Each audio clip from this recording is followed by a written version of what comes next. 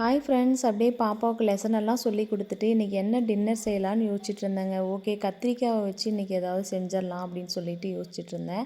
எல்லா லேடிஸ்க்கும் ஈவினிங்லேருந்தே நைட்டுக்கு என்ன செய்யலான்ட்டு சொல்லி ஆரம்பிச்சிருவோம்.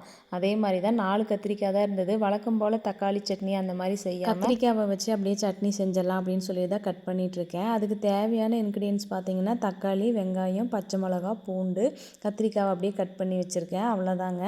அதுக்கப்புறம் கடாயில் எண்ணெய் ஊற்றி கடலப்பருப்பு, உளுந்து, சீரகம், பச்சை மிளகா, கருவேப்பிலை, அப்புறம் பூண்டு, வெங்காயம், தக்காளி, அதுக்கப்புறம் நம்ம கத்திரிக்காய் வச்சுருக்கோம் இல்லைங்களா, அதையும் ஆட் பண்ணி நல்லா சிம்மிலேயே வேக விட்டு, அப்புறம் லாஸ்ட்டாக பார்த்திங்கன்னா கொஞ்சமாக நிலக்கடலை ஆட் பண்ணிக்கிட்டால் டேஸ்ட்டு நல்லாயிருக்கும். அப்படியே கொரகொரப்பாக அரைச்சி எடுத்துட்டோம்னா சட்னி ரெடிங்க. ரொம்ப நைஸாக அரைக்க தேவையில்ல, கொரகொரப்பாக அரைச்சா போதும். அப்படியே தோசை ஊற்றிடலாம் அப்படின்னு சொல்லிட்டு தோசையும் ஊற்ற ஆரம்பிச்சிட்டேன். சட்னி பார்த்திங்கன்னா தோசைக்கு சூட் ஆகும், சாப்பாட்டுக்கு நல்லாயிருக்கும், இட்லிக்கு அவ்வளோவா நல்லா இருக்காது.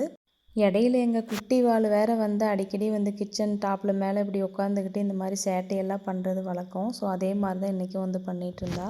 இன்னொரு மேடம் பாருங்கள், சாப்பிட்றதுக்கு இடம் இல்லாத மாதிரி கிச்சன் டாப்பில் உட்காந்து சாப்பிட்ருக்காங்க. எல்லாத்துக்கும் சுடுறப்ப தோசை நல்லா வருங்க, நமக்கு சுடுறப்ப மட்டும் பாருங்கள் பிஞ்சு போயிடும். அப்படியே வெளியில் உட்காந்து சாப்பிட்ருக்கேங்க. அப்படியே இந்த vlog பிடிச்சிருந்தா லைக் பண்ணுங்கள், சப்ஸ்கிரைப் பண்ணுங்கள் ஃப்ரெண்ட்ஸ். பாய்.